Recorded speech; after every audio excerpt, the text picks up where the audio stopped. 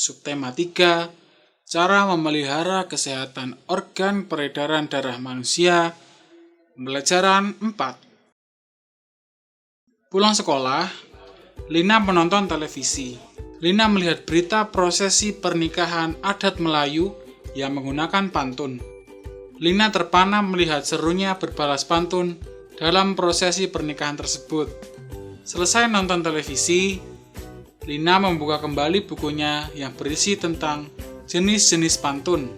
Lina ingin tahu jenis pantun yang disajikan dalam prosesi pernikahan adat Melayu yang baru saja dia tonton di televisi. Pantun yang disajikan dalam sebuah prosesi pernikahan termasuk jenis pantun nasihat. Pada prosesi pernikahan budaya Melayu, pantun nasihat diberikan kepada pengantin sebagai arahan hidup dalam berumah tangga. Berikut ini adalah contoh pantun nasihat dalam pernikahan. Perahu berlabuh di dermaga, melempar sauh rapatkan kapal. Jika rumah tangga ingin bahagia, resepnya hanya tuntutan agama. Di benak Lina muncul pertanyaan baru. Mengapa dalam proses pernikahan di lingkungan tempat tinggal Lina tidak ada acara balas pantun? Lina teringat tentang budaya yang pernah ia pelajari, bahwa budaya di setiap daerah tidak selalu sama. Warga masyarakat dapat bertukar pengalaman tentang budaya daerah dengan masyarakat lain melalui interaksi. Interaksi meliputi berbagai bidang, baik bidang ekonomi, sosial, maupun budaya. Perbedaan adat pernikahan merupakan contoh perbedaan budaya. Pengenalan budaya daerah dengan daerah lain terjadi karena adanya interaksi antar warga masyarakat. Interaksi antar warga masyarakat terjadi dalam berbagai bidang seperti sosial dan ekonomi. Interaksi antar warga masyarakat terjadi karena beberapa faktor seperti berikut. Pertama, perbedaan kandungan sumber daya alam pada setiap daerah. Perbedaan kandungan sumber daya alam jelas akan mempengaruhi kegiatan produksi pada daerah bersangkutan. Daerah dengan kandungan sumber daya alam cukup tinggi akan dapat memproduksi barang-barang tertentu dengan biaya relatif murah dibandingkan dengan daerah lain yang memiliki kandungan sumber daya alam lebih rendah. Kondisi ini mendorong pertumbuhan ekonomi daerah bersangkutan menjadi lebih cepat. Sementara itu, daerah lain yang memiliki kandungan sumber daya alam lebih kecil hanya akan dapat memproduksi barang-barang dengan biaya produksi lebih mahal sehingga daya saingnya menjadi lemah. Yang kedua adalah perbedaan kondisi demografis. Perbedaan kondisi demografis adalah perbedaan tingkat pertumbuhan dan struktur kependudukan, perbedaan tingkat pendidikan dan kesehatan, perbedaan kondisi ketenaga kerjaan, dan perbedaan dalam tingkah laku dan kebiasaan, serta etos kerja yang dimiliki masyarakat daerah bersangkutan. Kondisi demografis ini dapat memengaruhi ketimpangan pembangunan antar wilayah, karena hal ini akan berpengaruh terhadap produktivitas kerja masyarakat pada daerah bersangkutan. Daerah dengan kondisi demografis yang baik akan cenderung memiliki produktivitas kerja yang lebih tinggi. Hal tersebut akan mendorong peningkatan investasi yang selanjutnya akan meningkatkan penyediaan lapangan kerja dan pertumbuhan ekonomi daerah bersangkutan. Sebaliknya, bila suatu daerah yang kondisi demografisnya kurang baik, maka dapat menyebabkan rendahnya produktivitas kerja masyarakat setempat. Hal tersebut akan menimbulkan kondisi yang kurang menarik bagi penanaman modal, sehingga pertumbuhan ekonomi daerah bersangkutan menjadi lebih rendah.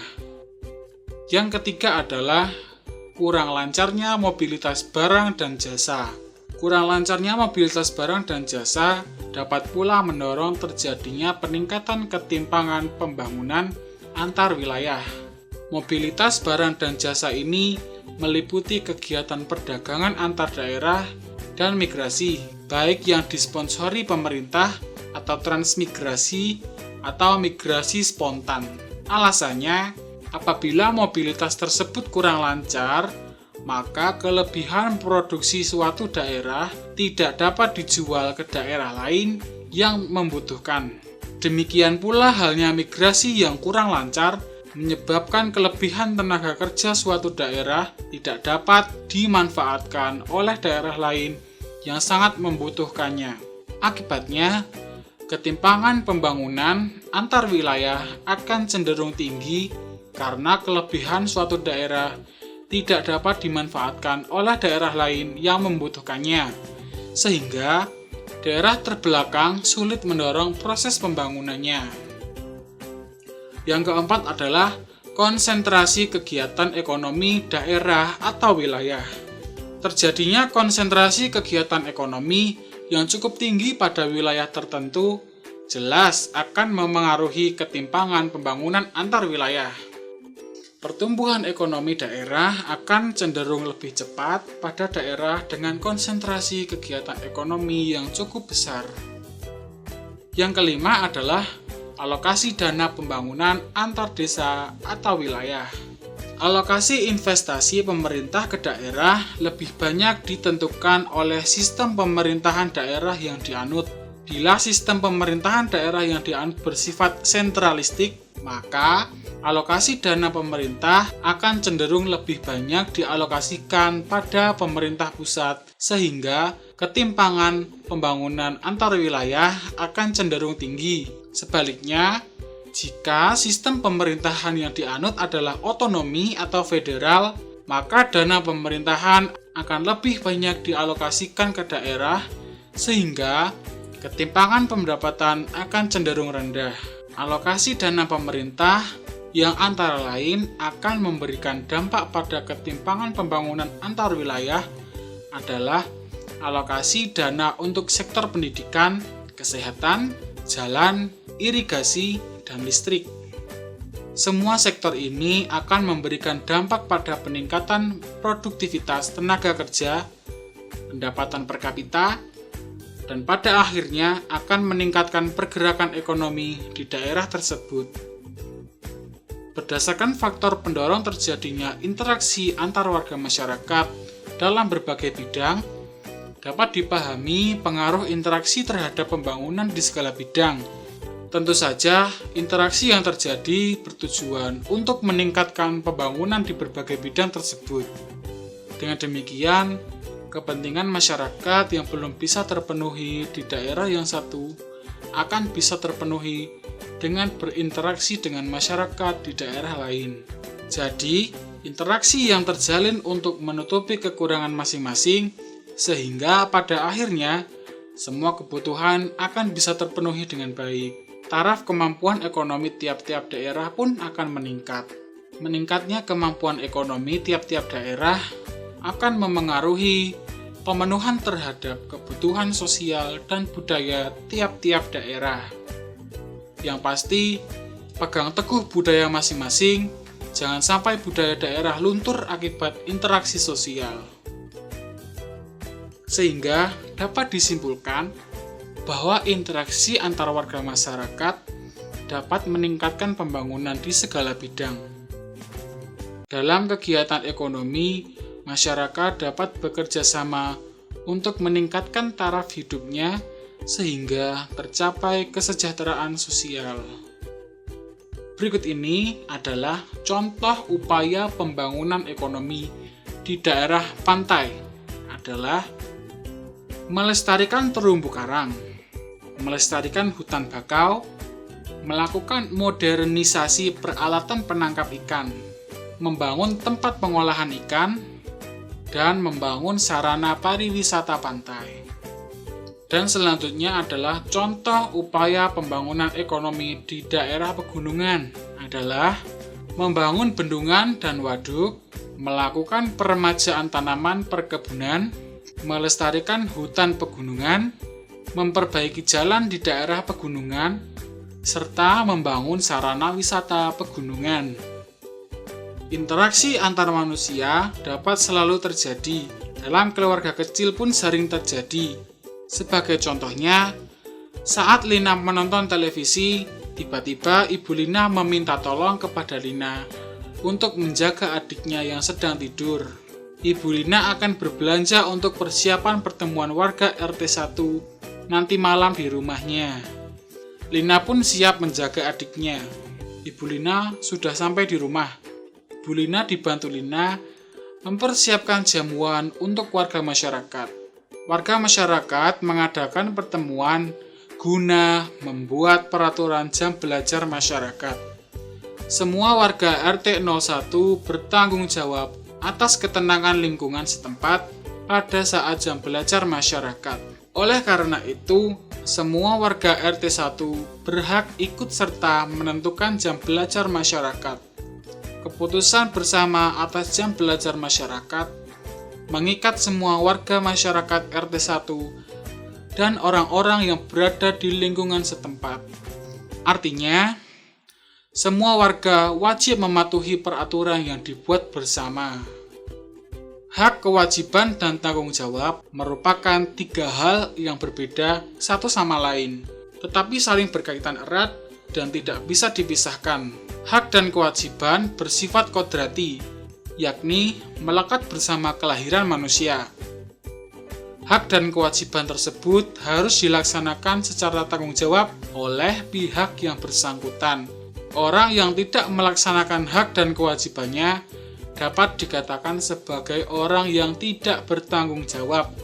Jadi, ketiganya mempunyai hubungan yang erat. Bagaimanakah perbedaan antara hak, kewajiban, dan tanggung jawab?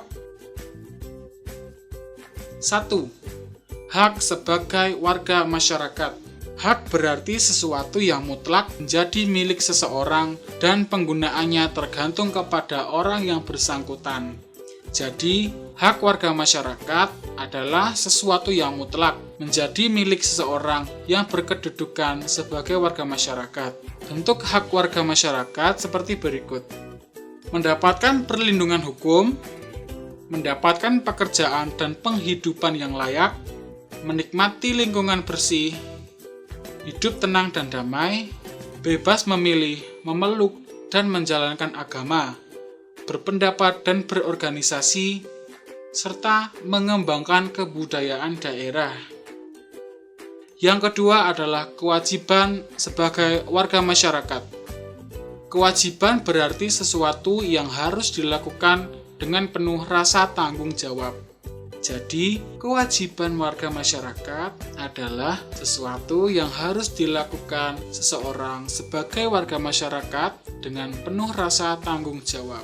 Bentuk kewajiban warga masyarakat seperti berikut: mematuhi aturan atau norma yang berlaku dalam masyarakat, menjaga ketenangan dan ketertiban lingkungan masyarakat, mengikuti kegiatan yang ada di lingkungan RT, RW, atau desa setempat, misalnya kegiatan kerja bakti, gotong royong, dan musyawarah warga masyarakat setempat, menghormati tetangga di lingkungan tempat tinggal, membantu tetangga yang terkena musibah, serta menjaga kebersihan lingkungan tempat tinggal. Yang ketiga adalah perbedaan antara hak, kewajiban, dan tanggung jawab sebagai warga masyarakat. Hak warga masyarakat adalah sesuatu yang mutlak menjadi milik seseorang yang berkedudukan sebagai warga masyarakat. Adapun kewajiban warga masyarakat adalah sesuatu yang harus dilakukan seseorang sebagai warga masyarakat dengan penuh rasa tanggung jawab. Sementara itu, tanggung jawab sebagai warga masyarakat adalah tugas dan kewajiban yang harus dilaksanakan seseorang dalam kedudukannya sebagai warga masyarakat.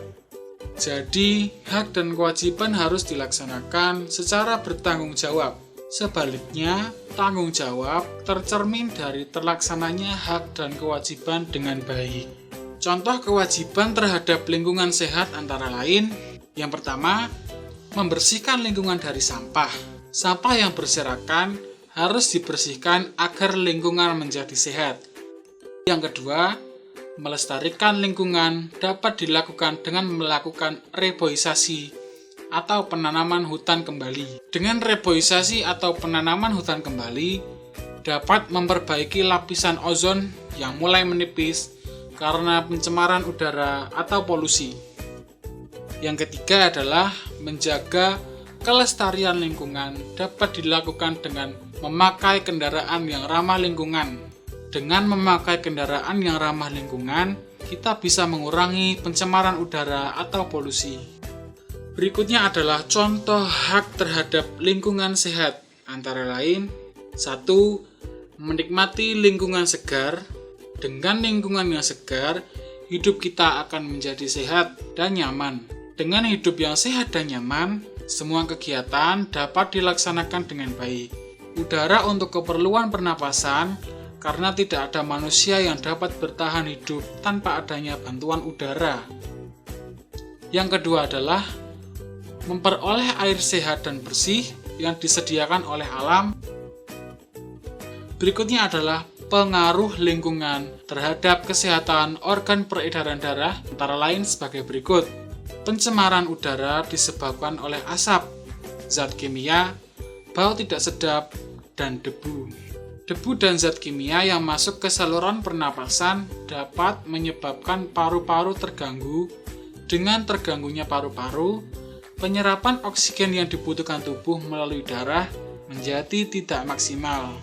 Yang kedua adalah bahan makanan yang sudah tercemar oleh bahan pestisida dapat mengganggu kerja jantung.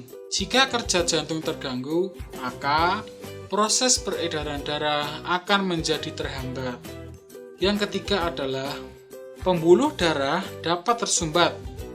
Pola hidup yang tidak sehat, seperti misalnya sering makan makanan yang mengandung lemak jahat atau lemak trans, itu bisa menyebabkan Anda menimbun kolesterol di dalam tubuh, sehingga bisa membuat saluran darah menjadi tersumbat.